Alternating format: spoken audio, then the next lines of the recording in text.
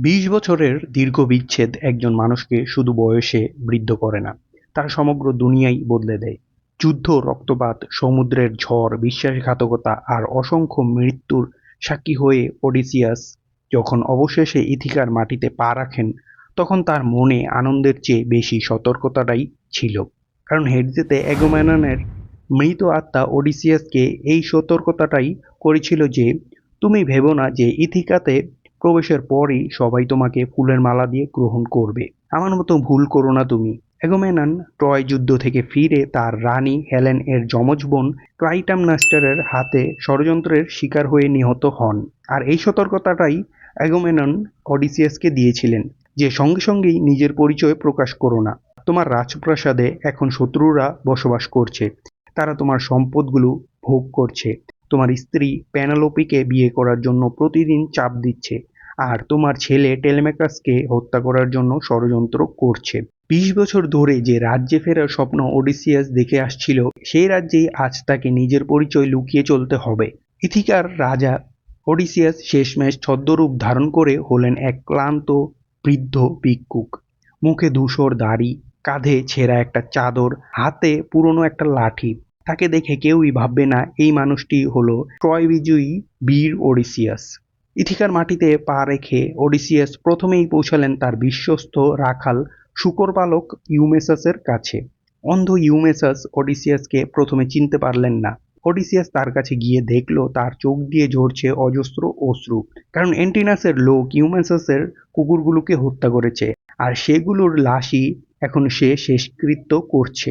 ভারাক্রান্ত চোখে ইউমেসাস ওডিসিয়াসকে তার ছোট্ট কুটিরে খাবারের জন্য আমন্ত্রণ জানায়। ছদ্মবেশী ওডিসিয়াস ইথিকার বর্তমান রাজ্যের পরিস্থিতি সম্পর্কে জিজ্ঞাসা করে ইউমেসাসকে। আর ইউমেসাসও রাজ্যের অবস্থা জানাতে জানাতে ওডিসিয়াসের ওয়াইফ পেনেলোপি আর তার ছেলে টেলিমেকাসাসের সম্পর্কে বলে যে তারা কতটা ষড়যন্ত্রের মুখে দাঁড়িয়ে আছে। বিবাহের জন্য অ্যান্টিনাসের চাপ পেনেলোপির উপর, তার উপর রাজা হওয়ার জন্য পেনেলোপির ও ওডিসিয়াসের একমাত্র ছেলে টেলেমাকাসকেই হত্যা করার জন্য নোংরা যত ষড়যন্ত্র করছে এই অ্যান্টিনাস। সব ঘটনা জানার পর ওডিসিয়াস জিজ্ঞাসা করে টেলেমাকাস এখন কোথায়। এর জবাবে ইউমেসাস তাকে বলে সে এখন পাইলোসের এক মন্দিরে স্পার্টা থেকে এগোমেননের ভাই মেনেলিসিয়াস এর সাথে দেখা করে ফেরার পথে।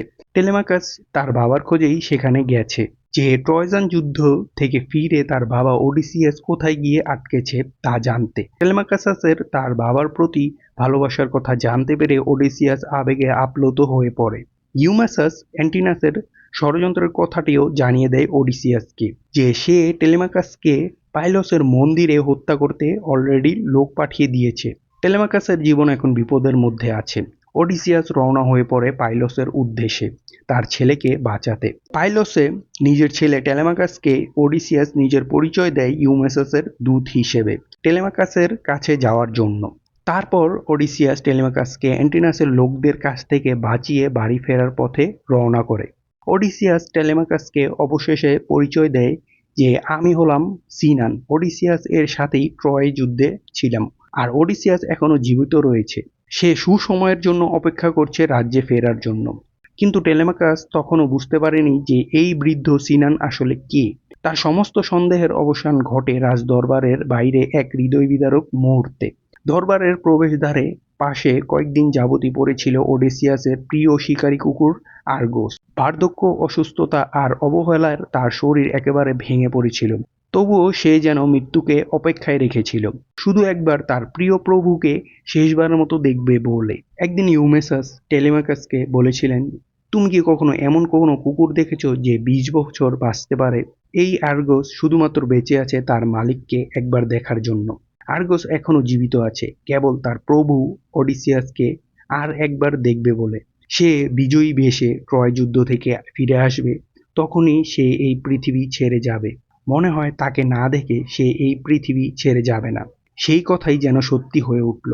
ছদ্মবেশী বৃদ্ধ সিনান ধীরে ধীরে আর্গোসের কাছে এগিয়ে গেলেন। কাপা হাতে তিনি কুকুরটির মাথা থেকে পিঠ আলতো করে হাত বুলিয়ে দিলেন। বহু প্রতীক্ষিত সেই স্পর্শ পেয়েই আর্গোস শান্ত চোখে তার প্রিয় মালিকের দিকে শেষবার মতো তাকালো। তার চোখে ফুটে উঠল তৃপ্তি, ভালোবাসা আর দীর্ঘ প্রতীক্ষার অবসানের প্রশান্তি। তারপর ধীরে ধীরে আর্গস শেষ নিঃশ্বাস ত্যাগ করল। এই দৃশ্য দেখেই টেলেমাকাসের আর বুঝতে বাকি রইল না যে এই বৃদ্ধ সাধারণ কোনো মানুষ নয়, তিনি তার হারিয়ে যাওয়া পিতা, ইথেকার প্রকৃত রাজা ওডিসিয়াস। বহু বছরের অপেক্ষার অবসান ঘটলেও ওডিসিয়াস সঙ্গে সঙ্গেই ছেলেকে সতর্ক করে বললেন, এখনই কাউকে আমার পরিচয় জানিও না, সময় এখনো আসেনি।